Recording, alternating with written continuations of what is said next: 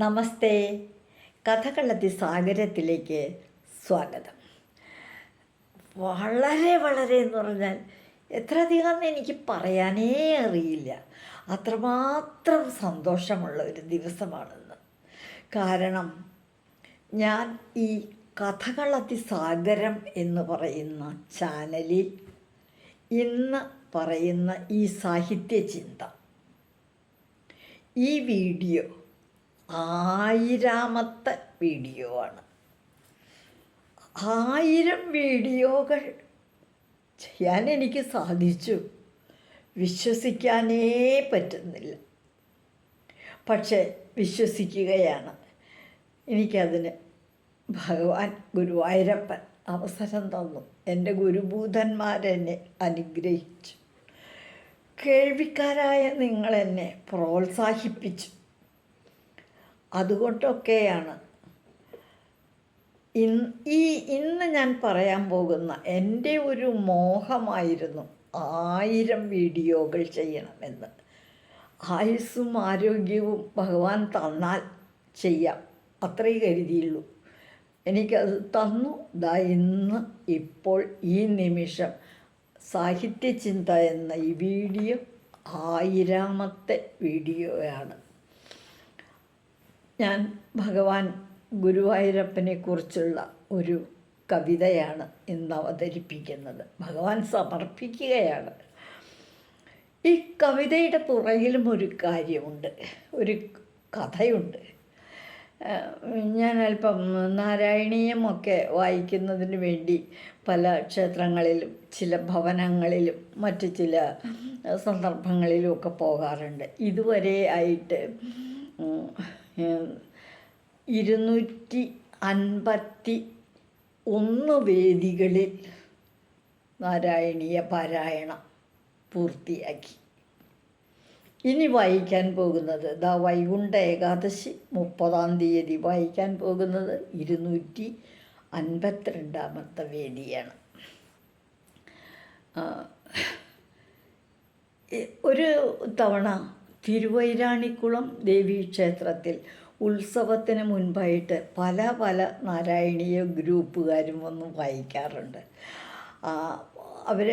അവരുടെ അതിഥികളായിട്ട് ക്ഷണിക്കപ്പെട്ട അതിഥികളായിട്ട് നമ്മൾ വായിക്കും.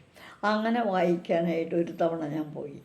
അപ്പോൾ എനിക്ക് അന്ന് അവിടെ ഒരു പ്രഭാഷണത്തിന് വേണ്ടിയോ മറ്റോ അവിടുത്തെ ആ ഫംഗ്ഷൻ പങ്കെടുക്കാൻ വേണ്ടിയിട്ട് എനിക്ക് സഹോദര തുല്യനായ ഒരു ഭാഗവതാചാര്യൻ അവിടെ വരികയുണ്ടായി. ഈ ഇളവൂർ വാര്യത്ത് സോമൻ എന്ന് ഞങ്ങൾ വിളിക്കുന്ന സോമശേഖര വാര്യർ, അദ്ദേഹം അവിടെ വന്നു. അദ്ദേഹത്തിൻ്റെ ദൗത്യം കഴിഞ്ഞു. അപ്പോൾ എൻ്റെ ഭർത്താവിനെ അദ്ദേഹം ചേട്ടൻ എന്നാണ് വിളിക്കാറ്. ആ നിലയ്ക്ക് എന്നെയും ചേച്ചി എന്നാണ് വിളിക്കാറ്. അന്ന് അദ്ദേഹം അവർ തമ്മിൽ സംസാരിച്ച് കഴിഞ്ഞിട്ട് ഇപ്പുറത്ത് ഇവിടെ ഇങ്ങനെ അങ്ങോട്ടൊക്കെ പോകുന്നതൊക്കെ കണ്ടു. അത് കഴിഞ്ഞ് തിരിഞ്ഞ് ഒരു ദിവസം കുറച്ച് കഴിഞ്ഞപ്പോൾ ഇങ്ങനെ വന്നുകൊണ്ടിരിക്കുമ്പോൾ സൈഡിൽ ഞാൻ ഇരിക്കണ്ടായിരുന്നു. ഒരു കടലാസ് എടുത്തിട്ട് എൻ്റെ കയ്യിലേക്ക് ചേച്ചി വച്ചോളൂ, ഇടയ്ക്ക് വായിക്കാം എന്ന് പറഞ്ഞ ഒരു കടലാസ് എൻ്റെ കയ്യിലേക്ക് തന്നു. ഞാനപ്പോൾ കടലാസ് വേഗം വാങ്ങിച്ചു. അപ്പം ഞാൻ നോക്കിയില്ല, ഞാൻ നാരായണീയം വായിച്ചുകൊണ്ടിരിക്കുകയല്ലേ. അപ്പോൾ അതിൻ്റെ ഇടയ്ക്ക് ആ പുസ്തകത്തിൻ്റെ ഇടയ്ക്ക് വെച്ചു. വായനയ്ക്ക് കഴിഞ്ഞ് കഴിഞ്ഞിട്ട് ഞാൻ ആ പുസ്തകത്തേക്ക് സോമൻ അപ്പോൾ തന്നെ വേറെ തിരക്കുള്ള ആളല്ലേ, അദ്ദേഹം പോവുകയും ചെയ്തു. അതിൽ അദ്ദേഹം എഴുതിയ, എനിക്ക് തോന്നുന്നത് അവിടെ വന്നതിന് ശേഷം എഴുതിയതാണെന്ന് തോന്നുന്നു, എന്തോ ഒരു കീർത്തനം അല്ലെങ്കിൽ ഒരു കവിതയാണ് അതിൽ. അതായത് അദ്ദേഹം പറയട്ടെ ഞാൻ എൻ്റെ മോഹം, അങ്ങനെയാണ് അതിൻ്റെ ഹെഡിങ്. അതിൽ ഒരു മോഹം ഞാനിപ്പോൾ ഇന്നിവിടെ പാടി കേൾപ്പിക്കും. അത് കഴിഞ്ഞിട്ട് വേറെയും ചില മോഹങ്ങളൊക്കെ ഉണ്ട്. അപ്പോൾ പറയട്ടെ ഞാൻ എൻ്റെ മോഹം എന്ന് സോമശേഖര വാര്യർ എഴുതിയ കവിതയുടെ ഒരു പകുതി ഭാഗം, ഒരു മോഹം ഇന്ന് ഞാനിവിടെ അവതരിപ്പിക്കുകയാണ് ഒരു കവിത രൂപത്തിൽ.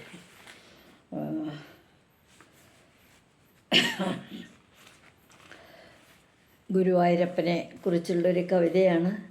അതുകൊണ്ട് എൻ്റെ മോഹം 1000 വീഡിയോകൾ ചെയ്യാനുള്ള അദമ്യമായ എൻ്റെ മോഹം സാധ്യതപ്രായമാക്കിയ ഗുരുവായൂരപ്പന് വേണ്ടി, ഗുരുവായൂരപ്പൻ്റെ പാദങ്ങളിൽ സമർപ്പിക്കാൻ വേണ്ടി ഈ കവിത എനിക്കാകുന്ന വിധത്തിൽ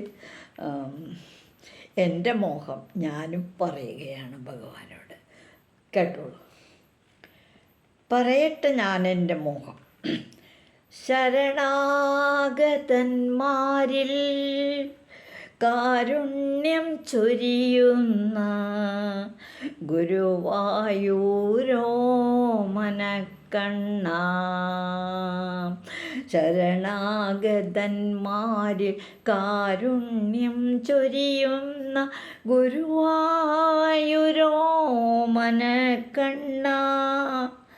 പരിഭവം തോന്നുകയില്ലെങ്കിൽ നിന്നോട്, പരിഭവം തോന്നുകയില്ലെങ്കിൽ നിന്നോട് പറയട്ടെ ഞാൻ എൻ്റെ മോഹം.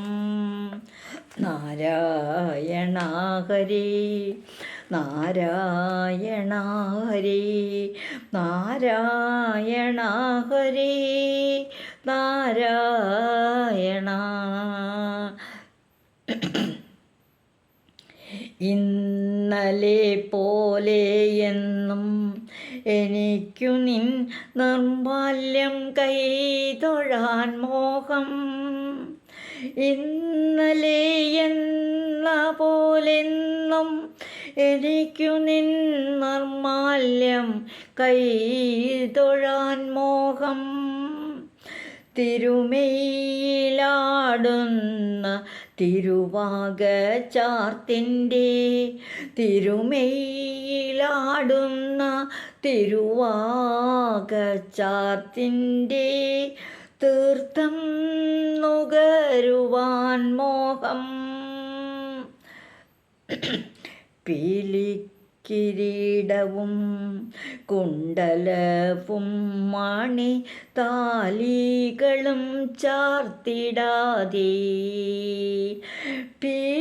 കിരീടവും കുണ്ടലവും മണിത്താലികളും ചാർത്തിടാതെ, ചേലിൽ കിലുങ്ങുന്ന കിങ്ങിണിയില്ലാതെ, ചേലിൽ കിലുങ്ങുന്ന കിങ്ങിണിയില്ലാതെ, പീതാംബരമുടുക്കാതെ, ചേലിൽ കിലുങ്ങുന്ന കിങ്ങിണിയില്ലാതെ, പീതാംബരമുടുക്കാതെ, തീരെ അലങ്കാരമില്ലാതൊരു പട്ടുകോണകം പോലുമില്ലാതെ, തീരെ അലങ്കാരമില്ലാതെ ഒരു പട്ടുകോണകം പോലുമില്ലാതെ, അമ്പാടിക്കണ്ണാ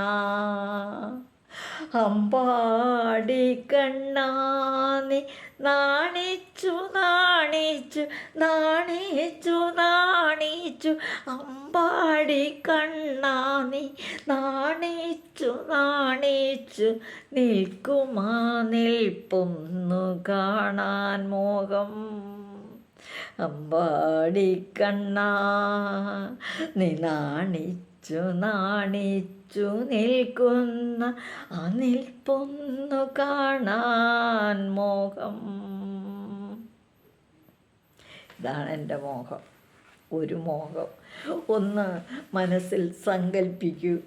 നാണിച്ച് നാണിച്ച് നിൽക്കുന്ന അമ്പാടിക്കണ്ണൻ്റെ ആ വാങ്മയ ചിത്രം. സോമൻ്റെ ആ ഭാവന ഞാൻ വളരെ നന്ദിയോടെ ഓർക്കുന്നു. എനിക്ക് ഇങ്ങനെയൊക്കെ പാടാൻ അറിയുള്ളൂ കേട്ടോ. ഇതാണ് എൻ്റെ ഒരു മോഹം. പറയട്ടെ ഞാൻ എൻ്റെ മോഹം. ഇനി ഇതിൻ്റെ പുറകെ മറ്റ് ചില മോഹങ്ങളുണ്ട്. അതിതിൻ്റെ രണ്ടാമത്തെ ഭാഗമായിട്ട് അടുത്ത സാഹിത്യ ചിന്തയിൽ പറയാം. ഇതുവഴി വന്നാലും ഇത്തിരി നേരമിരുന്നാലും കഥകൾ കഥകൾ കേട്ടാലും കളിയായി പറയും കഥയാണേ, കാര്യം പറയും കഥയാണേ. നിങ്ങൾക്ക് ഈ കവിത ഇഷ്ടപ്പെട്ട് കാണുമെന്ന് വിചാരിക്കുന്നു. എങ്ങനെ ഇഷ്ടപ്പെടാതിരിക്കും? ആ പട്ടുകോണകമില്ലാതെ ഉണ്ട് ഉണ്ണിക്കണ്ണം നിൽക്കണം നിൽപ്പൊന്ന് സങ്കല്പിച്ച് നോക്കൂ. ആരൊക്കെ ഇഷ്ടം വരാണ്ടിരിക്കും? ഊട്ടിച്ചെന്ന് നമ്മൾ വാരി എടുക്കില്ലേ? എന്തായി പറയണേ? അതുകൊണ്ട് ഈ കവിത നമുക്ക് ഇഷ്ടപ്പെടുന്ന തന്നെ എനിക്ക് ഉറച്ച വിശ്വാസമുണ്ട്. ഭഗവാനെ, ഞാൻ ഇന്ന് പറഞ്ഞ ഈ വാക്കുകളും എൻ്റെ 1000 വീഡിയോകളും, കഥയുണ്ട്, കവിതയുണ്ട്, സാഹിത്യമുണ്ട്, പാചകമുണ്ട്, എല്ലാം എല്ലാം അങ്ങ് നിവേദ്യമായി കരുതി ഞാൻ ആ പാദങ്ങളിൽ സമർപ്പിക്കുന്നു കണ്ണാ. ഇനിയും തുടരുകയാണ്, കഥകൾ തുടരുകയാണ്. എല്ലാവർക്കും നന്ദി.